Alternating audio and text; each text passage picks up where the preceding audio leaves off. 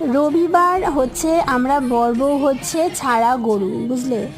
সকাল 10:30টার সময় ঘুম থেকে উঠলাম, এখন 11:30টার সময় খেলাম ব্রেকফাস্ট, এখন 12:30টার সময় চিকেনের প্রিপারেশনটা রেডি করে পার্সেল করে দিলাম বরের হাতে। বরই চিকেনটা করবে, আর আমি চিকেন বর করার ফাঁকে কি করব সেটা তোমরা কালকে মিনি ব্লগে বড় ব্লগে দেখতে পারবে। চিকেন রান্না কমপ্লিট, আমিও স্নান করে চলে এসেছি, এবারে খাওয়ার পালা।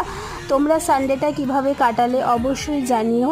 আজকে মাথার শ্যাম্পু করেছি, আর আমার বর এসেই মানে চিকেন রান্না করে স্নান করে এসে এসিটাকে চালিয়ে দিয়েছে, আর মুখটা না আমার প্রচুর শুকিয়ে গেছে, তাই একটু নারকেল তেল মাখলাম। তারপরে চিকেন ভাত খেয়ে ঘুমিয়ে পড়েছিলাম, ওই যে বর এখনও ঘুমোচ্ছে।